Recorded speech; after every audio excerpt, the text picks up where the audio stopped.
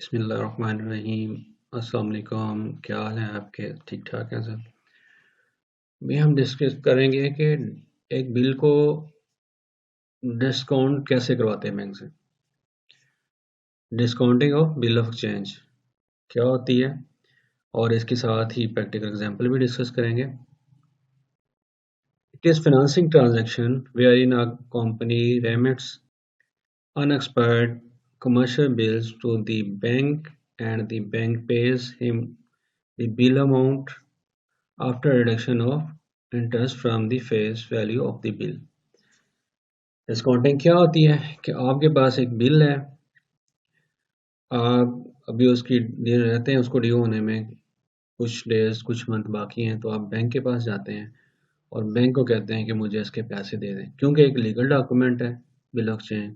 इस वजह से बैंक उसको एक्सेप्ट कर लेता है और अपने चार्ज या अपना इंटरेस्ट जो उसका बनता है वो कार्ड के फेस वैल्यू से आपको उसकी पेमेंट कर देते हैं। सपोज 10,000 का बिल है, बैंक के चार्जेस बन रहे हैं 210 एंड ये मार्कअप जो बैंक का बन रहा है वो 210 बन रहा है, तो वो आपको 10,000 से 210 लेस करके पेमेंट कर देगा और ड्यू डेट पे बैंक खुद ही प्रेजेंट कर देगा आगे एक्सेप्टर को। On the due date bank will present the bill to the drawee, यानी जब ड्यू डेट आई तो बैंक ने ड्राई को बिल प्रेजेंट किया। The acceptor of the bill, जो कि एक्सेप्टर है बिल का, and the drawee will make the payment to the bank, और बैंक क्या ड्राई क्या करेगा, बैंक को उसकी पेमेंट कर देगा और ट्रांजैक्शन इस तरह कंप्लीट हो जाएगी। The transaction will completed.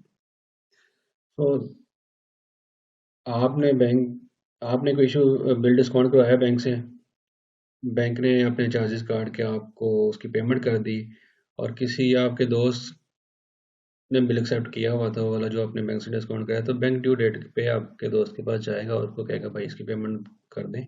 जब वो उसकी पेमेंट कर देंगे तो बिल जो है उसकी ट्रांजैक्शन कंप्लीट हो जाएगी और ये जो डिस्काउंटिंग ऑफ बिल है इसका प्रोसेस कंप्लीट हो जाएगा। एक तो ये है कि उसने पेमेंट कर दी।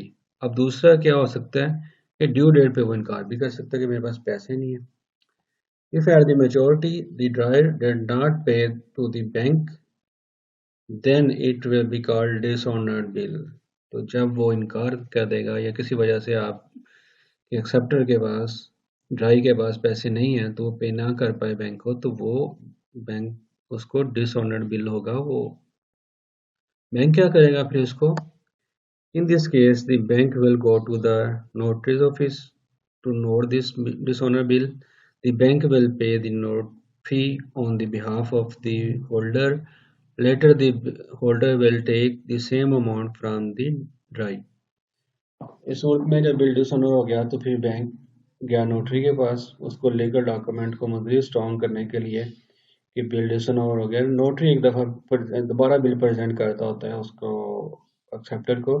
फिर भी अगर बिल डिसऑनर हो जाए तो फिर वो क्या करेगा, वो अपनी नोटिंग दे के उसके ऊपर बिल के ऊपर रीज़न दे के बैंक को वापस कर देगा और बैंक इसके ऊपर जो चार्जेस पे करेगा नोटरी के, वो माइनर से चार्जेस होते हैं, वो बैंक होल्डर को चार्ज करेगा। होल्डर ये जब ड्रायर बिल की पेमेंट करेगा कोर्ट में या किसी और वे से, तो फिर वो उससे चार्जेस भी साथ लेगा जो नोटरी को पे किए हुए हैं, जो भी उसका एक्सपेंस आया उसके ऊपर वो चार्जेस भी लेगा।